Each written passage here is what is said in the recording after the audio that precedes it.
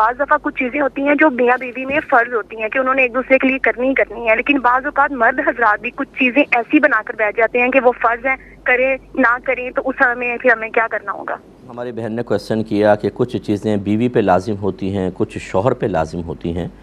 لیکن بعض اوقات ہم اپنے پاس سے کچھ چیزیں اضافی مقرر کر لیتے ہیں، اس کی کیا شرعی حیثیت ہے؟ دیکھیں، میں گزارش کرتا ہوں سب سے، ایک ہوتا ہے فرض، ایک ہوتا ہے حق، ٹھیک ہے نا؟ ایک ہوتا ہے کچھ چیزیں آپ پہ لازم ہیں کہ آپ دوسرے کے لیے کریں، شریعت نے لازم کی ہیں، ہم کہتے ہیں یہ فرض ہیں آپ پر، اور ایک ہوتی ہیں کہ کسی اور پر کوئی ذمہ داری آپ کے حق میں ڈالی جاتی ہے، اسے آپ کا حق کہا جاتا ہے۔ حق کی تعریف ہی آسان الفاظ میں یہ ہے کہ یہ ایک ایسی ذمہ داری ہوتی ہے جو ایک ذات کو بنیاد بنا کر کسی دوسری ذات پر لازم کی گئی ہوتی ہے۔ اب اگر اللہ تعالیٰ نے کوئی ذمہ داری کسی پر لازم کی ہے اور اپنی ذات کی وجہ سے کی ہے تو اسے کہتے ہیں حق اللہ، اور اگر بندوں کی وجہ سے کی ہے تو حق العبد کہتے ہیں۔ پھر اگر ماں باپ کی وجہ سے بچوں پہ کوئی ذمہ داری ڈالی ہے تو یہ ماں باپ کا حق،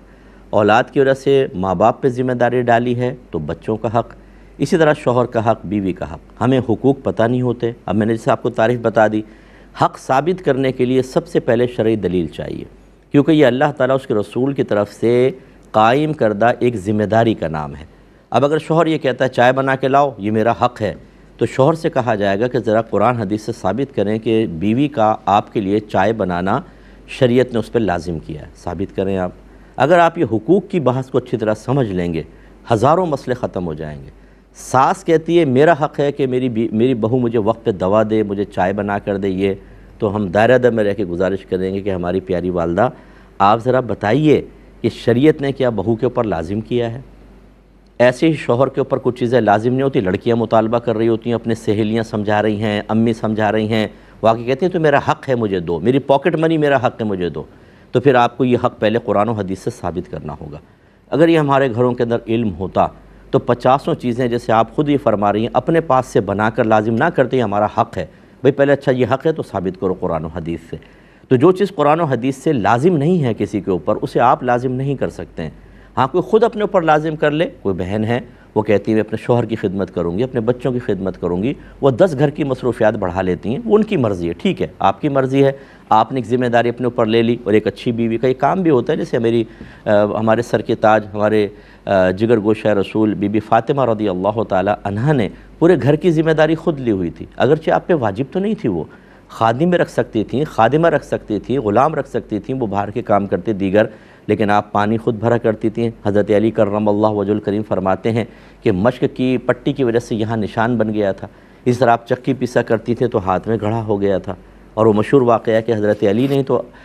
فرمایا کہ آپ جا کے نبی کریم صلی اللہ علیہ وسلم کے کچھ غلام آئے ہیں، ایک غلام لے لیں تاکہ آپ کا کام آسان ہو جائے، لیکن بی بی فاطمہ گئی، سرکار نہیں تھے، واپس آ گئیں، سرکار آئے اور سرکار نے پھر یہ بات سن کے ارشاد فرمایا اے فاطمہ کیا میں تمہیں اس سے بہتر چیز نہ بتا دوں؟ پھر آپ نے تسبیح فاطمہ تعلیم فرمائی۔ تو اگر کوئی خود اپنی ذمہ داری لیتا ہے، ایسے شوہر کے اوپر بہت سی چیزوں کی ذمہ داری نہیں ہوتی، لیکن وہ اپنے پاکٹ منی بھی دے رہا ہے بیوی کو، ویسے خیال کر رہا ہے، کوئی شادی بھی ہو رہی ہے، نئے جوڑے لا کر دے دیے، باہر گھمانے لے گئے مناسب مقامات پر، یہ ذمہ داریاں بعد اوقات شوہر اپنے اوپر لے لیتا ہے۔ تو اب خلاصہ کلام یہ ہے کہ جو ذمہ داری اللہ نے لازم کی اس میں آپ کوئی بھی کوتاہی کرے گا فریقین میں سے گناہ گار ہوگا۔ دوسرا، اللہ نے ذمہ داری کسی کو نہیں دی لیکن ہم کہہ رہے ہیں میرا حق ہے، یہ تم پہ ذمہ داری ہے، یہ گویا کہ شریعت پر افتراء ہے، یہ اللہ اس کے رسول پہ جھوٹ باندھنا ہے، ورنہ پہلے ثابت کریں ذرا آپ۔ تو ہمارے گھروں میں ناراض مت ہوئیے گا، کم علمی کی بنا پر روزانہ لاکھوں کبیرہ گناہ ہو رہے ہوتے ہیں، لاکھوں میں سے مبالغہ کر دیا چلیں، سینکڑوں کبیرہ گناہ ہو رہے ہوتے ہیں، کبھی ساس کر رہی ہوتی ہیں، کبھی سسر کر رہے ہیں، کبھی شوہر کر رہا ہے، کبھی بچے، کبھی ماں باپ، کبھی بیوی، اور یہ چل رہا ہوتا ہے ہمارے، کبھی نندے کر رہی ہیں گناہ کبیرہ، لیکن پتہ نہیں۔ علم دین کی طرف آئیے، ان چیزوں کو سیکھیے، حقوق زوجین کورس ہونا چاہیے ہمارے ہاں، شادی سے پہلے تمام چیزیں سیکھنی چاہیے۔ تو بہرحال اگر شوہر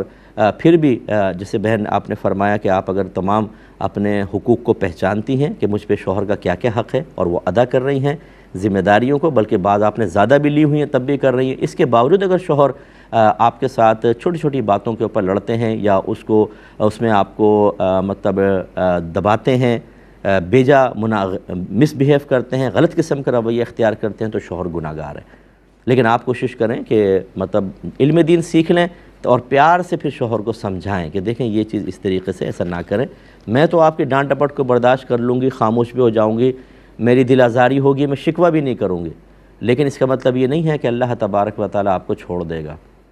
جب ہم کسی بندے کے حق میں کوتاہی کرتے ہیں، یاد رکھیے گا 2 طرح کے حق سلب کرتے ہیں، ایک بندے کا حق اور ایک اللہ تعالیٰ کا، کیونکہ اس مقام پہ اللہ کی فرما برداری کو اختیار کرنا یہ اللہ کا حق تھا۔ بندہ معاف کر بھی دے تب بھی اللہ تبارک و تعالیٰ کے حق میں تو توبہ، کوتاہی کی تو توبہ کرنی تھی، وہ ہم کرتے نہیں بعض اوقات، اس کا پھر میدان محشر میں حساب و کتاب ہوگا۔ مجھے امید ہے اگر آپ میری یہ کلپ